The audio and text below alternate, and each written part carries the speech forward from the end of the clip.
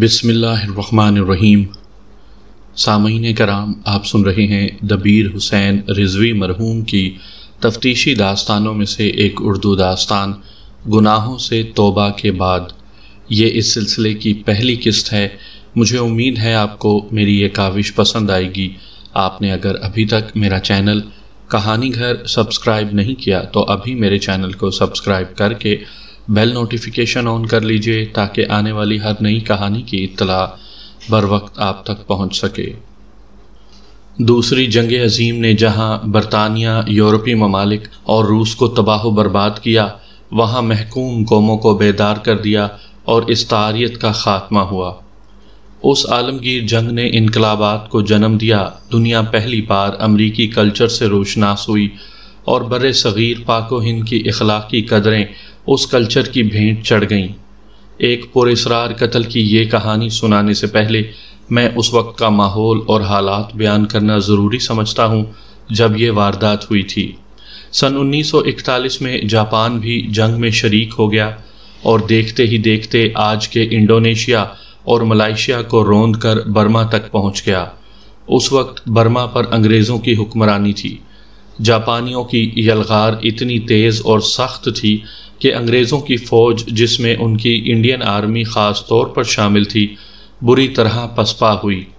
Burma پر جاپانیوں کا قبضہ ہو گیا اور اس کے بمبار طیارے کلکتہ بندرگاہ پر بمباری کر گئے۔ یوں جاپان ہندوستان کے دروازے پر پہنچ گیا۔ نظر آ رہا تھا کہ جاپان ہندوستان پر بھی ہاتھ صاف کر جائے گا۔ انگریزوں کی حالت بہت خراب تھی۔ ان کا اپنا ملک برطانیہ جرمنوں کی بمباری سے ملبے کا ڈھیر بنتا جا رہا تھا۔ اس صورتحال میں جب انگریزی راج دم توڑ رہا تھا، امریکی فوجیں ہندوستان میں آ گئیں۔ یہ تو آپ کو معلوم ہوگا کہ امریکہ اور برطانیہ اتحادی تھے۔ امریکیوں نے نئی دلی میں اپنا فوجی ہیڈ کوارٹر بنا لیا اور انہوں نے اپنی افواج کو ساحلی شہروں مثلاً کلکتہ، مدراس اور بمبئی میں رکھا۔ زیادہ تر افواج کلکتہ میں تھیں کیونکہ وہاں سے برما کا محاذ قریب تھا۔ کلکتہ بہت بڑا شہر تھا۔ ہندوستان میں بعض جگہوں پر جنگی قیدی کیمپ بنائے گئے تھے۔ ان کی سیکیورٹی اور انٹیلیجنس بھی امریکیوں کے سپرد کر دی گئی۔ نئی دلی میں امریکہ کی حکومت نے اپنا ایک محکمہ کھول دیا جس کا نام American office of strategic services رکھا گیا۔ اس وقت دلی کی CID کا SP W. Saint L Harder تھا۔ امریکیوں کو اس محکمے کے لیے ہندوستانی پولیس افسروں کی ضرورت محسوس ہوئی کیونکہ وہ یہاں کی زبان، لوگوں کی نفسیات اور عادات اور معاشرت کو نہیں سمجھتے تھے۔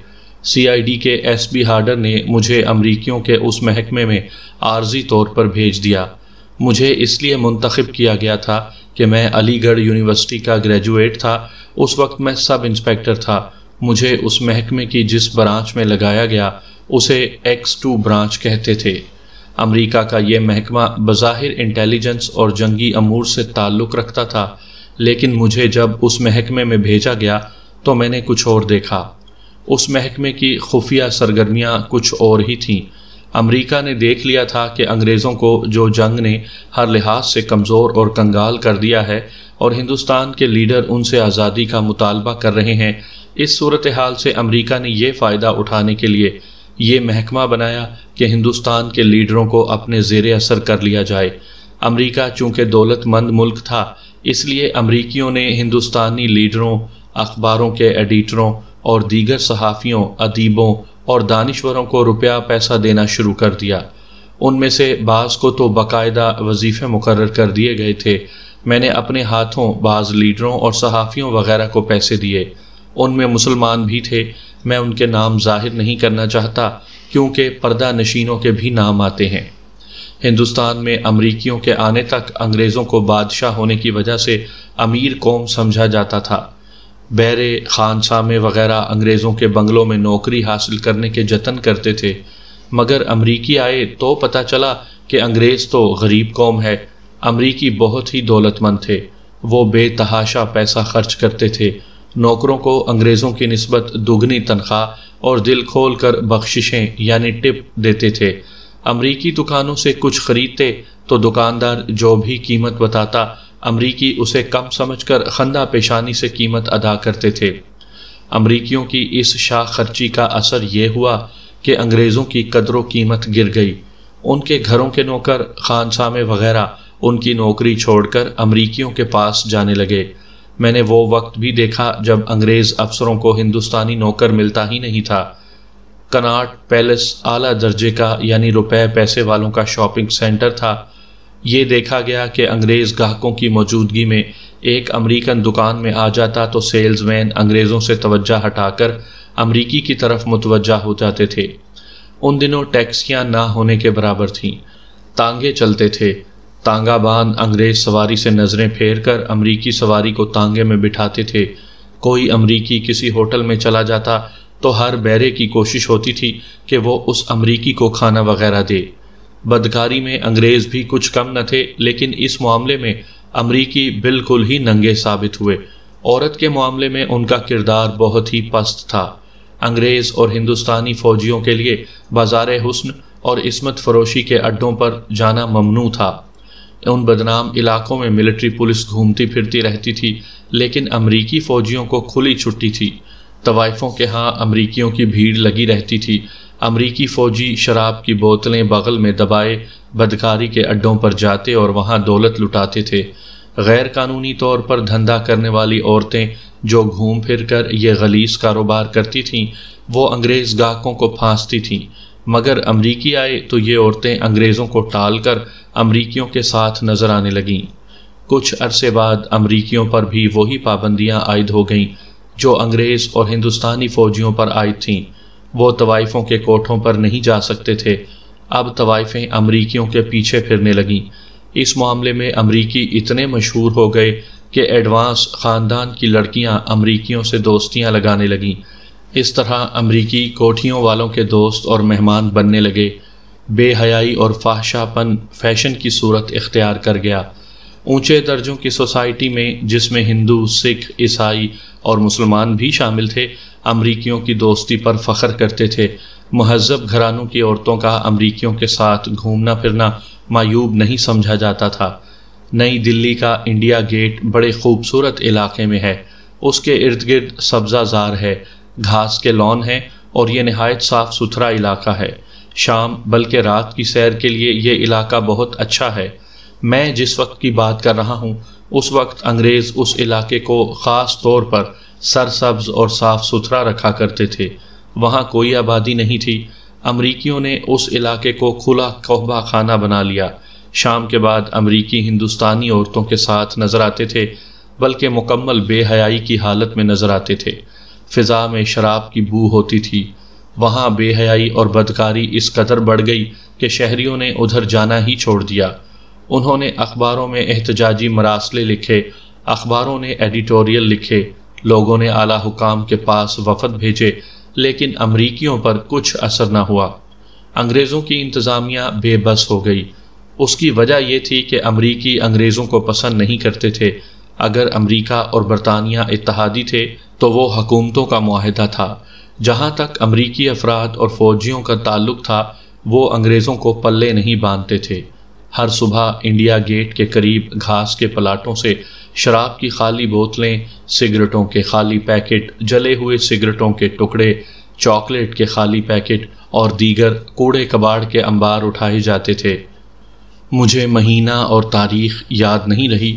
سن 1942 کے آخر میں یا سن 1943 کے اوائل میں ایک صبح امریکی محکمے کی X2 برانچ میں، جس میں میں امریکیوں کے ساتھ کام کرتا تھا، اطلاع آئی کہ انڈیا گیٹ کے قریب گھاس کے ایک لان میں ایک امریکی کرنل کی لاش پڑی ہوئی ہے جس کا پیٹ چاک کیا ہوا ہے۔ میرے محکمے کے امریکی افسر اٹھ دوڑے۔ میرا ساتھ جانا ضروری تھا، میں بھی گیا۔ ہمارے پہنچنے سے پہلے متعلقہ تھانے میں رپورٹ ہو چکی تھی۔ تھانے کا انچارج انسپیکٹر بابو رام اپنے عملے کے ساتھ ہم سے پہلے پہنچا ہوا تھا۔ مقتول چونکہ امریکی تھا، اس لیے پولیس کے اعلیٰ حکام بھی آ گئے، CIA کے افسر بھی آ گئے، امریکی انٹیلیجنس کے افسر بھی پہنچ گئے۔ مقتول وردی میں تھا، اس کا ریوالور اس کی بیلٹ میں تھا، اس کا پیٹ تیز دھار آلے سے چاک کیا گیا تھا۔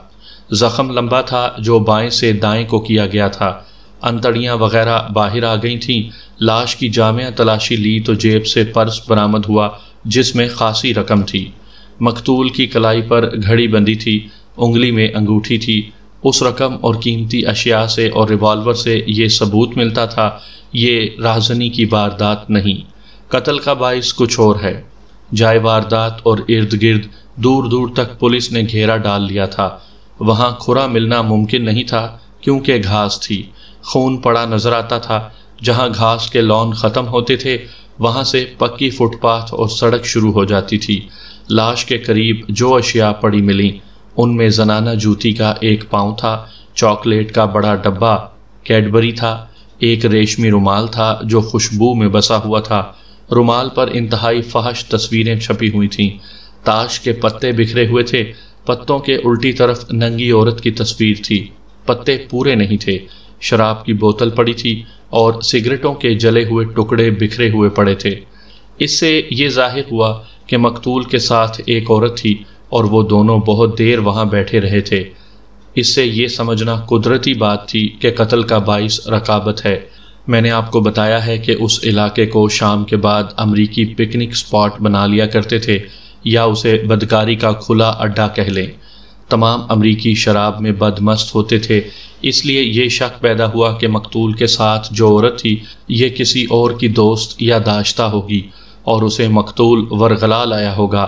لاش کو پوسٹ مارٹم کے لیے بھجوا دیا گیا۔ زنانہ جوتی اور دیگر اشیاء کو قبضے میں لے لیا گیا۔ میں اتنا جان گیا کہ یہ واردات معمولی نوعیت کی نہیں۔ زنانہ جوتی اس دور کی ایک خاص قسم کی جوتی تھی جو امیر کبیر گھروں کی عورتیں پہنتی تھیں، بہت قیمتی جوتی تھی۔ اس سے ظاہر ہوتا تھا کہ مقتول کے ساتھ کوئی عام سی یا معمولی سی عورت نہیں تھی، اور وہ طوائف بھی نہیں تھی۔ مقتول کے متعلق جب ایک نیا انکشاف ہوا تو میرا یہ شک ٹھیک نکلا کہ یہ واردات معمولی نوعیت کی نہیں۔ انکشاف یہ ہوا کہ مقتول امریکی انٹیلیجنس کا کرنل تھا اور تھوڑے ہی عرصے پہلے اس نے آگرہ سے ایک جاپانی جاسوس کو پکڑا تھا۔ اس کی تفصیلات آگے چل کر سناؤں گا۔ یہاں یہ بتانا ضروری سمجھتا ہوں کہ جنگ پورے زوروں پر تھی اور ہندوستان میں جرمنی اور جاپان کے جاسوس موجود اور سرگرم تھے۔ ان میں زیادہ تر ہندوستانی تھے، جاپان کے جاسوس زیادہ تھے۔ ایک ہندو کانگریسی لیڈر سبھاش چندر بوس جاپان سے جا ملا تھا۔ جاپان نے انڈین آرمی کی پوری یونٹیں قید کر رکھی تھیں۔ اکے دکے ہندوستانی فوجی بھی قید ہوتے رہتے تھے۔ سبھاش چندر بوس نے جاپان کے ساتھ مل کر ایک فوج بنا لی تھی جسے انڈین نیشنل آرمی کا نام دیا گیا تھا۔ یہ فوج انگریزوں کے خلاف لڑائی جا رہی تھی۔ چونکہ یہ فوج کانگریس کے اسکیم کے تحت بنی تھی اور اسے جاپان تیار کر رہا تھا، اس لیے ہندوستان میں جاپان کے جاسوسوں اور ففتھ کالم کی تعداد کچھ کم نہیں تھی اور انہیں ہندوؤں کا تحفظ حاصل تھا۔ ان کے لیے ایک امریکی کرنل کا قتل مشکل نہیں تھا۔ مقتول کرنل کے متعلق اس کے محکمے سے اور اس کے دوستوں سے جو معلومات ملی وہ یہ تھیں کہ وہ اپنی ڈیوٹی کا بڑا ہی سخت تھا، دن رات کام کرتا تھا، نہ خود کوئی کوتاہی کا مرتکب ہوتا، نہ کسی کو کوتاہی کرنے دیتا تھا۔ انٹیلیجنس کا جال دور دور تک پھیلانے کے لیے اس نے ہندوستانی لیڈروں، صحافیوں اور کئی شہریوں سے دوستانہ تعلقات پیدا کر رکھے تھے۔ امریکی افسر ہندوستانی افسروں کے بغیر کام نہیں کر سکتے تھے، لیکن مقتول کرنل نے یہاں آ کر اردو بولنی سیکھ لی تھی۔ اس طرح اس نے انٹیلیجنس کے کاموں کو سہل بنا لیا تھا۔ اردو سیکھ لینا اس کی قابلیت کا ثبوت تھا، لیکن فراغت کے اوقات میں وہ اندر باہر سے امریکی تھا۔ عورت کا رسیہ اور اس معاملے میں اس کا کردار ہر امریکی کی طرح گھٹیا تھا۔ اس سے مجھے شک ہوا کہ اسے جاپان کے جاسوسوں نے ایک عورت کے جال میں پھانس کر قتل کیا ہے۔ اگر آپ پاکستان میں پوسٹ مارٹم کا سلسلہ دیکھیں تو آپ حیران رہ جائیں گے کہ عام قسم کے پوسٹ مارٹم کی رپورٹ آتے 2 دن لگ جاتے ہیں۔ اگر کیمیکل ایگزامینر سے کوئی رپورٹ لینی ہو تو کئی دن رپورٹ نہیں ملتی۔ اس بلا جواز تاخیر کا تفتیش پر بہت برا اثر پڑتا ہے۔ انگریزوں کے دور میں ایسا نہیں ہوتا تھا۔ رپورٹیں انتہائی جلدی پولیس کو مہیا کی جاتی تھیں۔ اس امریکی کرنل کی رپورٹ تقریباً 4 گھنٹوں میں آ گئی۔ رپورٹ میں موت کا باعث یہی ایک زخم لکھا گیا۔ اس کے باقی جسم پر خراش تک نہ تھی، مزاحمت کا بھی کوئی نشان نہیں تھا۔ اس رپورٹ سے ظاہر ہوتا تھا کہ مقتول کو بے خبری میں خنجر مارا گیا اور وہ مر گیا۔ رپورٹ میں یہ بھی لکھا تھا کہ مقتول شراب پیے ہوئے تھا۔ موت کا جو وقت بتایا گیا تھا وہ آدھی رات کے بعد کا تھا۔ غور فرمائیے کہ اس ایک قتل کی تفتیش کتنے ادارے کر رہے تھے۔ ایک تو متعلقہ تھانہ تھا جس کا انسپیکٹر بابو رام وہاں موجود تھا، CIA کا سٹاف تھا، CID بھی تھی، امریکی انٹیلیجنس بھی جس کا مقتول کرنل تھا تفتیش کرنے لگی، اور میرے محکمے کی X2 برانچ بھی تھی۔ دلی پولیس کے اعلیٰ انگریز افسر بھی موجود تھے۔ جائے واردات پر جن لوگوں سے تفتیش کی ابتدا کی گئی وہ ایک ہجوم تھا۔ ان میں اس وسیع سبزہ زار کے مالی تھے، باغات کے محکمے ہارٹیکلچر کے ملازم تھے جو ان خوشنما پلاٹوں کی دیکھ بھال کرتے تھے۔ رات کو اس علاقے میں پولیس کی گشت ہوتی تھی۔ گزشتہ رات گشت کرنے والوں کو بھی شامل تفتیش کیا گیا۔ مقتول کے ماتحت افسروں اور اس کے ساتھ کام کرنے والے عملے کو بھی بلا لیا گیا۔ اتنے ہجوم سے فردن پوچھ گچھ کے لیے کئی دن درکار تھے۔ کام جلدی ختم کرنے کے لیے ان تمام اداروں کے افسروں نے جو وہاں موجود تھے اس ہجوم کو آپس میں تقسیم کر لیا اور وہیں پوچھ گچھ شروع ہو گئی۔ یہاں میں یہ بھی بتاتا چلوں کہ تاش کے پتوں اور شراب کی بوتل پر انگلیوں کے نشانات کا ہونا ضروری تھا۔ ان اشیاء کو فنگر پرنٹ بیورو کے پاس بھیجنا تھا، لیکن اس شعبے کے افسر بغیر بلائے موقع واردات پر پہنچ گئے تھے۔ اس سے آپ اندازہ کر سکتے ہیں کہ ہندوستان میں امریکیوں کی کتنی اہمیت اور کتنی قدر و منزلت تھی۔ پوچھ گچھ کا سلسلہ شروع ہو گیا۔ یہ معمولی درجے کے لوگ تھے، ان سے تفتیش کرنے والے اتنے سارے امریکی، انگریز اور ہندوستانی افسر تھے۔ سول پولیس بھی تھی اور ملٹری پولیس بھی۔ وہاں ایسا منظر اور ماحول بن گیا تھا کہ کسی کو وہاں غلط بیانی اور جھوٹ کی جرت نہیں ہوتی تھی۔ ایک دلچسپ انکشاف تو متعلقہ تھانے کے ان کانسٹیبلوں نے کیا جو گزشتہ رات گشت پر تھے۔ انہوں نے بتایا کہ انڈیا گیٹ کے یہ باغات شام کے بعد عصمت فروشی کی منڈی بن جاتے ہیں۔ طوائفیں اور ان کے دلال یہاں آ جاتے ہیں اور امریکیوں کا یہاں میلہ لگ جاتا ہے۔ یہاں آسمان تلے بدکاری ہوتی ہے۔ کانسٹیبلوں نے بتایا کہ متعلقہ تھانے کا انچارج انسپیکٹر بابو رام ہر رات اپنے خاص کانسٹیبلوں کو گشت پر بھیجتا ہے۔ وہ ہر طوائف کے دلال سے کمیشن وصول کرتے ہیں جو بابو رام کو دی جاتی ہے، اور بابو رام اس میں سے کچھ رقم کانسٹیبلوں کو دیتا ہے۔ اس کاروبار سے انسپیکٹر بابو رام نے بہت دولت کما لی تھی۔ چونکہ اس علاقے میں یہ دھندا غیر قانونی تھا، اس لیے بابو رام نے کمیشن کی شرح خاصی زیادہ رکھی ہوئی تھی۔ اس انکشاف پر انسپیکٹر بابو رام کو معطل کر کے لائن حاضر کر دیا گیا۔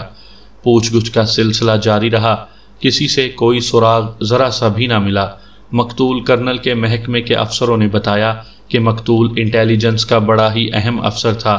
وہ دلی کے کرب و جوار میں اکیلا گھومتا پھرتا رہتا تھا۔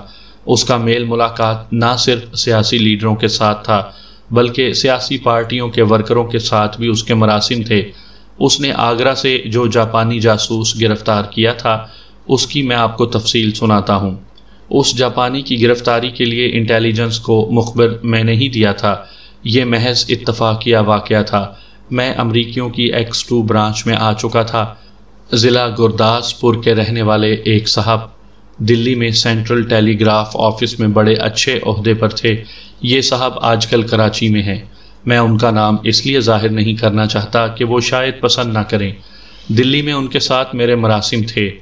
انہوں نے آگرہ سے آنے والے پراسرار سے پیغامات کا ذکر میرے ساتھ کیا۔ میں نے اپنے محکمے کے امریکی کرنل کو بتایا۔ اس نے امریکی انٹیلیجنس کو اطلاع دی۔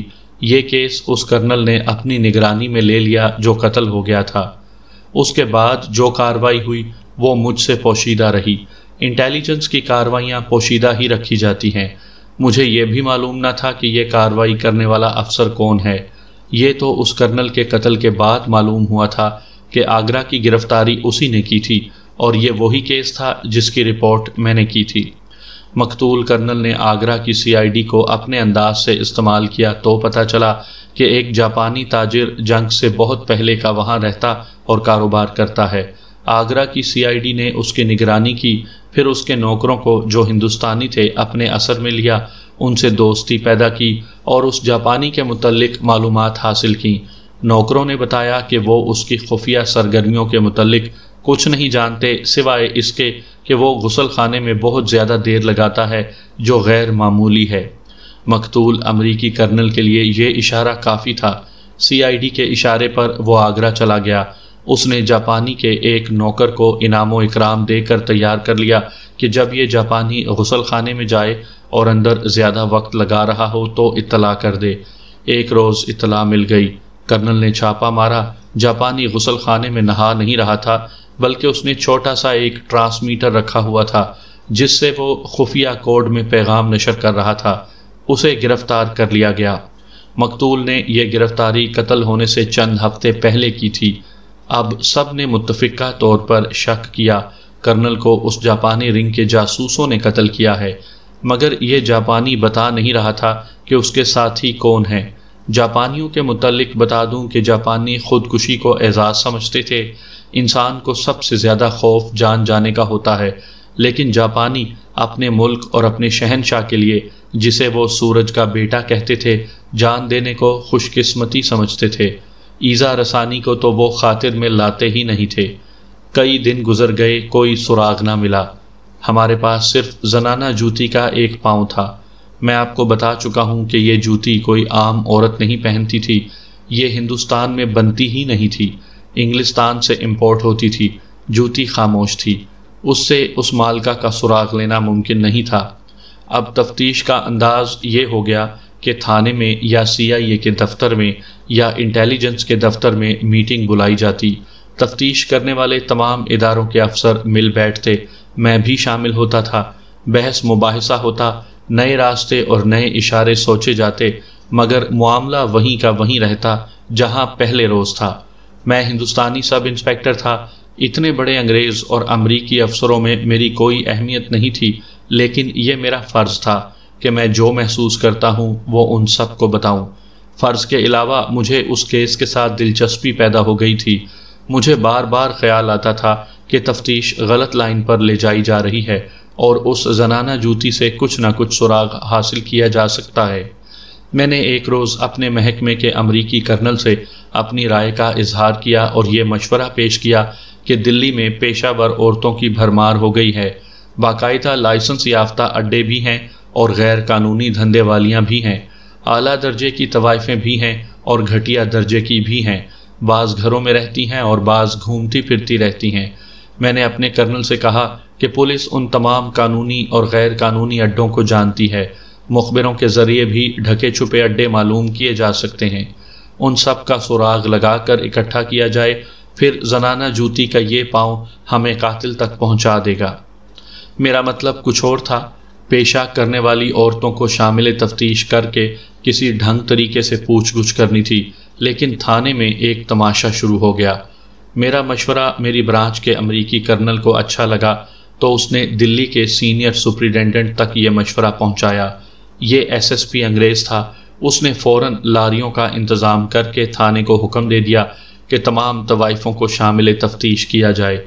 تھانے والوں نے ہر درجے کی طوائفوں کو لاریوں میں بھر بھر کر تھانے میں لانا شروع کر دیا۔ ان کی تعداد تھوڑی نہیں تھی۔ تھانے میں لا کر ہر عورت کو جائے واردات سے برآمد ہونے والی جوتی کا پاؤں پہنایا جاتا۔ جسے جوتی فٹ آ جاتی اسے روک لیتے اور جس کے پاؤں میں چھوٹی بڑی ہوتی اسے چھٹی دے دیتے۔